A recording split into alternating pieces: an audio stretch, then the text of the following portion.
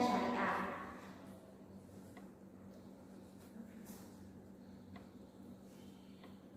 Ibadah menurut bahasa yaitu merendahkan diri, ketundukkan dan kepatuhan akan aturan-aturan agama. Sedangkan menurut istilah, ibadah adalah istilah yang mencakup segala sesuatu yang dicintai Allah SWT dan diridhoinya, baik berupa perkataan maupun perbuatan yang tersembunyi secara batin maupun yang tampak secara lahir. Tujuan ibadah ada 7. 1. Untuk menciptakan hubungan harmonis antara makhluk dan sang penciptanya, yaitu Allah SWT. 2. Sebagai bentuk rasa syukur kepada Allah SWT. 3. Untuk mengukur sejauh mana kepatuhan para makhluk ciptaan Allah SWT dalam melaksanakan perintahnya. 4. Untuk dapat mendatangkan rasa aman, damai, dan tenang. Yang kelima, untuk menghilangkan rasa takabur, karena hanya Allah SWT yang memiliki segala kesempurnaan. Yang keenam, sebagai bentuk ekspresi bahwa manusia hanya makhluk yang lemah dan membutuhkan setiap pertolongan dan kekuatan dari Allah SWT.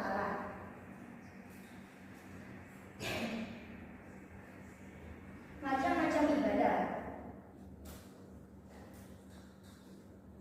Menurut buku mengenal tauhid, macam-macam ibadah ada 4. Yang pertama yaitu ibadah qauliyah. Jenis ibadah ini merupakan ibadah yang dilakukan atas dasar hati.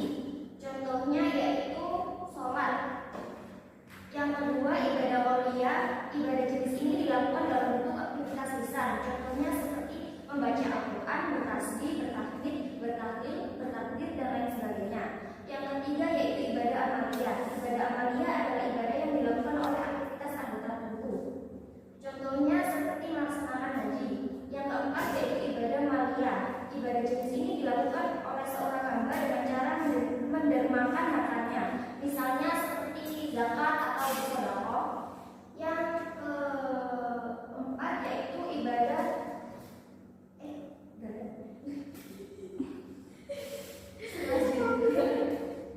macam-macam ibadah berdasarkan hubungannya. Ini berdasarkan dari buku Mukjizat Ibadah. Yang pertama yaitu ibadah mahdah. Ibadah mahdah adalah ibadah yang bersifat ta'abudi atau mempunyai hubungan langsung dengan Allah SWT, seperti ibadah sholat, wudu. Terus yang kedua yaitu ibadah muamalah.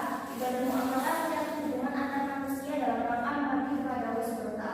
Ini maksudnya hubungan antar manusia seperti saling menolong, zakat.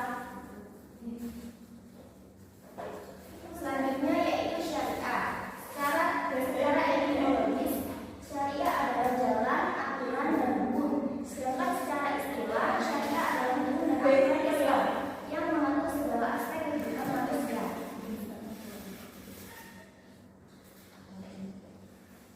Berikut 5 pokok kemaslahatan dalam syariah. Yang pertama, hifz al-din, yaitu memelihara agama. Memelihara agama berdasarkan kepentingannya dapat dibedakan menjadi 3 peringkat. Yang pertama, memelihara agama dalam peringkat daruriyat, yaitu memelihara dan melaksanakan kewajiban keagamaan yang masuk peringkat primer. Contoh, melaksanakan sholat 5 waktu adalah kewajiban. Kalau sholat itu diabaikan, maka akan terancamlah eksistensi agama. Yang kedua, memelihara agama dalam peringkat hajiyat, yaitu melaksanakan ketentuan agama dengan maksud menghindari kesulitan. Contoh, sholat jamak dan sholat qasar. Bagi orang yang sedang berpergian, kalau ketentuan ini tidak dilaksanakan, maka tidak akan mengancam eksistensi agama, melainkan hanya akan mempersulit bagi orang yang melakukannya. Yang ketiga yaitu memelihara agama dalam peringkat taslimiyah, yaitu mengikuti petunjuk agama guna menjunjung martabat manusia. Yang kedua ada hifz al-nafs, memelihara jiwa. Memelihara jiwa berdasarkan tingkat kepentingannya dapat dibedakan menjadi 3 peringkat, yaitu memelihara jiwa dalam peringkat daruriyat. Contohnya memenuhi kebutuhan pokok berupa makanan dan mempertahankan hidup. Yang kedua, memelihara jiwa dalam peringkat hajiyat. Contoh, diperbolehkan berburu binatang untuk menikmati makanan yang lezat dan halal. Yang ketiga, memelihara jiwa dalam peringkat saniyat. Contoh, diterapkannya tata cara makan dan minum. Yang ketiga yaitu hifz al-aql, memelihara akal. Yang keempat hifz al-nasl, memelihara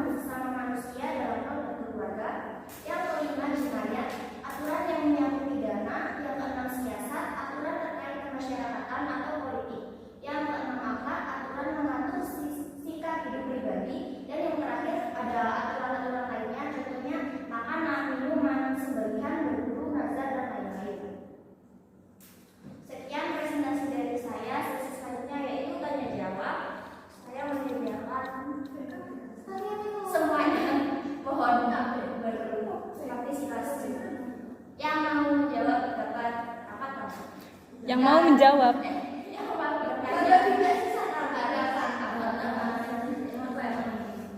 Oke, saya Sylviana Dendi. Ingin bertanya, tadi disebutkan bahwa sholat merupakan contoh dari ibadah qalbiyah.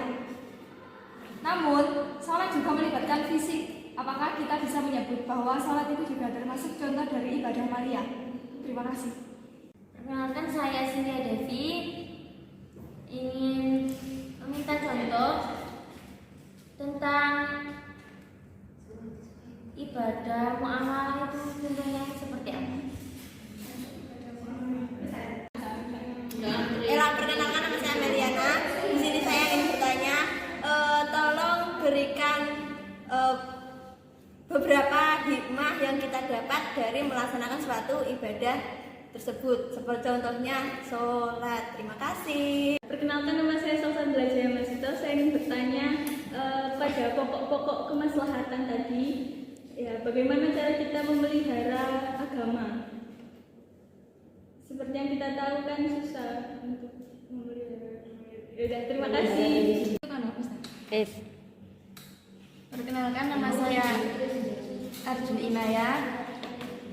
Tadi kan dijelaskan macam-macam ibadah berdasarkan hubungannya ada dua, yaitu ibadah mahdhoh dan ibadah muamalah. Tolong dijelaskan lagi pengertian dari ibadah mahdhoh dan berikan contohnya. Terima kasih. Assalamualaikum warahmatullahi wabarakatuh. Saya Yolanda Agmeli ingin bertanya mengenai bagian ruang lingkup syariah. Di situ kan ada siasat, yang artinya aturan terkait kemasyarakatan atau politik. Nah, menurut saya itu belum jelas bagaimana Islam mengatur dalam hal terkait masyarakat atau politik itu. Apakah Anda bisa memberikan contoh itu? Oke, perkenalkan, nama saya Nafisa Mahawarda. Ingin bertanya mengenai ruang lingkup syariah. Di sini ada yang namanya jinayat, yang dimana aturan yang menyangkut pidana. Nah, bagaimana kita menerapkan jinayat ini di samping pidana yang terdapat di hukum syariah Islam itu berbeda dengan hukum syariah yang ada di negara? Terima kasih. Perkenalkan, nama saya Agnes Sadia. Saya ingin bertanya, jelaskan dasar hukum ibadah dan syariah. Terima kasih.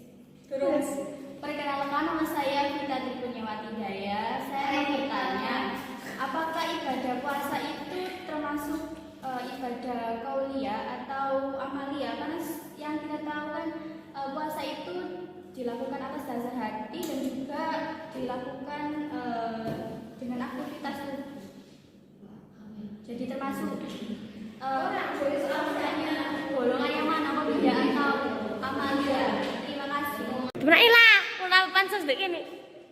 Perkenalkan, nama saya Edi Rahadiya. Saya mau bertanya, di ruang lingkup syariah itu kan ada jinayah, yaitu aturan yang menyangkut pidana.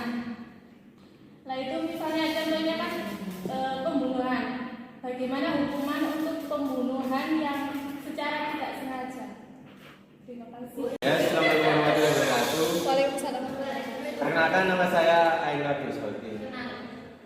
Ya, saya ingin bertanya, bagaimana kita bisa menerapkan syariah pada saat ini apabila ketentuan negara atau peraturan negara itu berbeda dengan syariah dengan agama Islam. Ya, terima kasih. Baik, di sini saya akan menjelaskan pertanyaan dari Risma. Tadi kan saya menyebutkan sholat termasuk ibadah qauliyah. Apakah sholat dapat disebutkan termasuk contoh ibadah amaliyah juga karena merupakan perbuatan? Nah, itu sebenarnya saya salah sebut karena sebenarnya sholat itu memang termasuk ibadah amaliyah. Ibadah qauliyah itu ibadah atas dasar hati, atau melakukan perasaan sikap kita karena ridho Allah SWT. Sedangkan contoh ibadah qauliyah yaitu tawakal, rasa takut kita kepada Allah SWT dan rasa cinta kita kepada Allah SWT. Jadi kesimpulannya sebenarnya memang ibadah sholat itu termasuk dalam contoh ibadah amaliyah.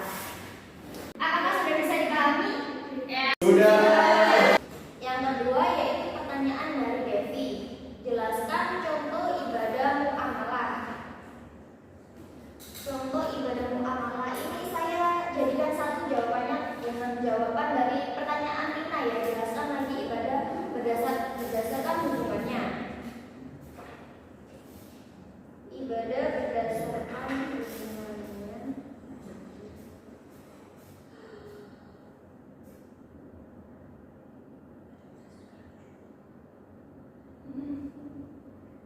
Ibadah berdasarkan hubungannya ada dua, yaitu ibadah mahdah dan ibadah muamalah. Ibadah mahdah adalah ibadah yang bersifat ta'abudi atau mempunyai hubungan langsung dengan Allah Subhanahu wa taala. Ibadah ini biasanya berupa tindakan penyembahan seorang hamba kepada Allah Subhanahu wa taala. Banyak ulama menyatakan bahwa yang termasuk jenis ibadah mahdah adalah sholat, puasa, haji, dan zikir. Ibadah ini juga disebut sebagai ibadah ritual. Yang kedua yaitu ibadah muamalah. Ibadah muamalah mencakup hubungan antar manusia dalam rangka mengabdi kepada Allah Subhanahu wa taala. Ibadah jenis ini biasanya berupa amal kebajikan yang berkaitan dengan hubungan sesama manusia. Maka ibadah ini bersifat sosial. Tadi pertanyaan Devi kan contoh ibadah muamalah. Ya, contohnya yaitu tolong menolong sesama manusia. Atau hubungan antar manusia, contohnya yaitu sewa menyewa, jual beli, utang piutang, dan contohnya. Yang selanjutnya yaitu pertanyaan dari Amel. Tolong berikan beberapa hikmah jika kita menjalankan ibadah. Hikmah dari kita menjalankan ibadah yaitu pertama, tidak syirik. Seorang hamba yang sudah berketetapan hati untuk senantiasa beribadah, maka ia harus meninggalkan segala bentuk syirik. Ia telah mengetahui segala sifat-sifat yang dimilikinya adalah lebih besar dari segala yang ada. Yang kedua yaitu memiliki ketakwaan. Ketakwaan yang dilandasi cinta timbul karena ibadah yang dilakukan manusia setelah merasakan kemurahan dan keindahan Allah Subhanahu wa taala. Setelah manusia melihat kemurahan dan keindahannya, muncullah dorongan untuk beribadah kepadanya. Yang ketiga yaitu terhindar dari kemaksiatan. Ibadah memiliki daya persucian yang kuat sehingga dapat menjadi temeng dari pengaruh kemaksiatan. Tetapi keadaan ini hanya bisa dikuasai jika ibadah yang dilakukan berkualitas. Yang keempat yaitu berjiwa sosial. Ibadah menjadikan seorang hamba menjadi lebih peka dan keadaan lingkungan di sekitarnya, karena dia mendapat pengalaman langsung dari ibadah yang dikerjakannya. Selanjutnya yaitu pertanyaan dari Mbak Jaya.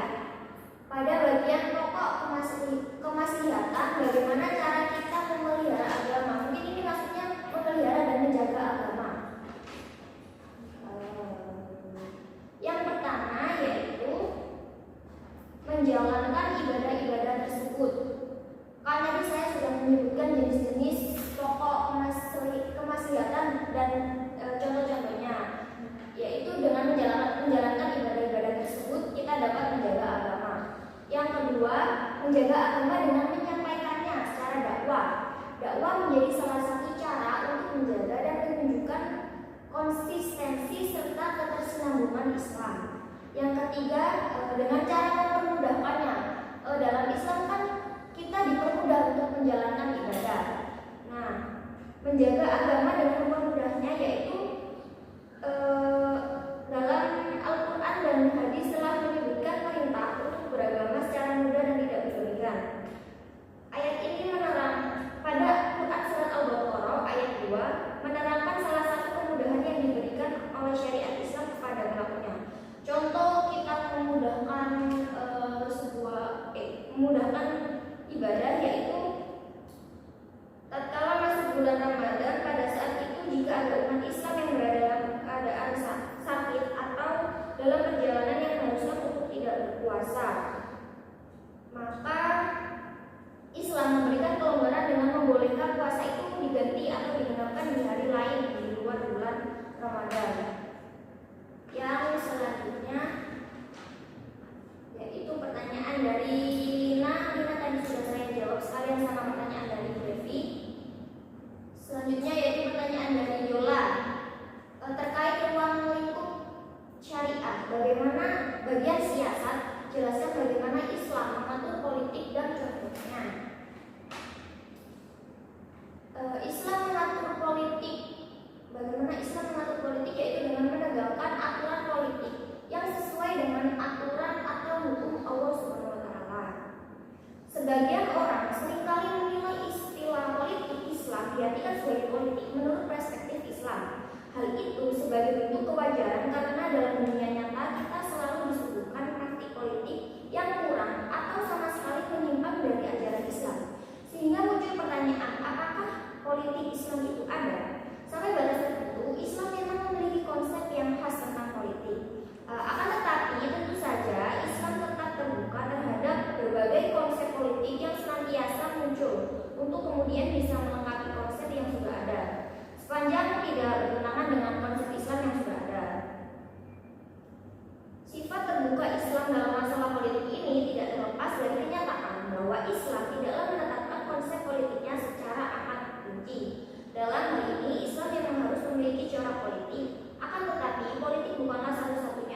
yang dimiliki oleh Islam. Sebab jika Islam hanya bercorak politik tanpa ada corak lain yang seharusnya ada, maka Islam yang demikian ialah Islam yang parsial. Contohnya pada zaman Nabi ada aturan teokrasi, pemerintahan Tuhan yang dilaksanakan oleh Nabi. Pada sahabat Nabi yaitu ada teodemokrasi, nilai-nilai ketuhanan yang ada pada sahabat. Pada masa kerajaan yaitu aturan monarki di Umayyah, Abbasiyah, dan Turki Utsmani. Selanjutnya yaitu pertanyaan dari Mbak Ida, jelaskan dasar hukum ibadah dan syariah.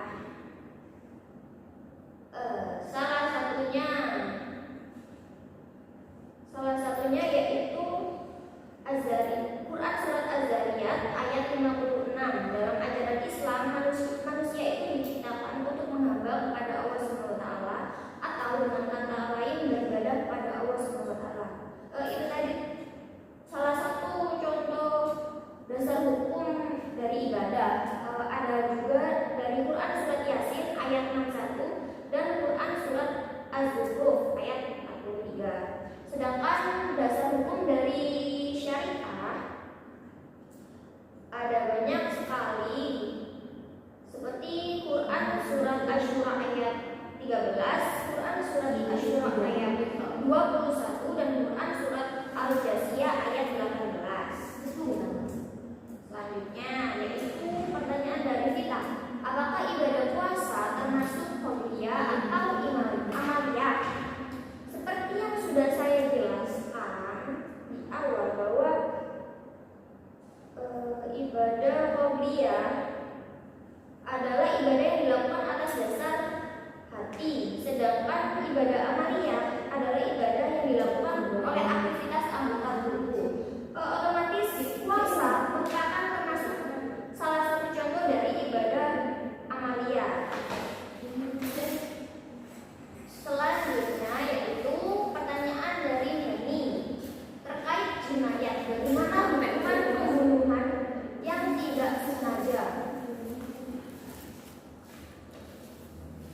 Hukuman yang tidak sengaja dalam Islam bagi pembunuhan tidak sengaja adalah membayar diat ringan atau mukafafah. Tetapi dalam adat di Semeru memutuskan bahwa dalam kasus pembunuhan tidak sengaja ini hukumannya adalah dimaafkan atau damai. Tadi hukuman membayar diat ringan itu contohnya yaitu hukum asal. Bagaimana contohnya pembunuhan yang tidak sengaja, yaitu seperti seorang dokter yang tidak sengaja salah dalam memberikan obat itu kemudian menyebabkan pasiennya meninggal, itu kan tidak sengaja.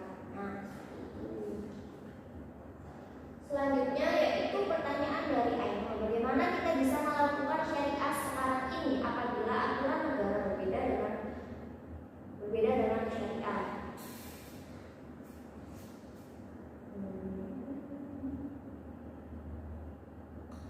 Seharusnya kita sebagai umat Islam harus berpegang teguh dengan aturan agama Islam, dan mengenai akulturasi yang bertentangan dengan syariat Islam kita saring terlebih dahulu. Jika bertentangan dengan hukum Islam maka kita tolak dengan cara yang baik. Tetapi jika akulturasi tersebut tidak bertentangan dengan hukum Islam maka kita terima,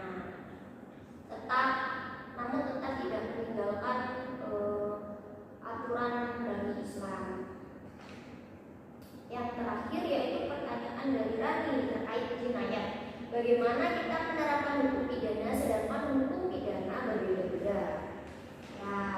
Ya sesuai situasi dan apa perbuatan yang dilakukan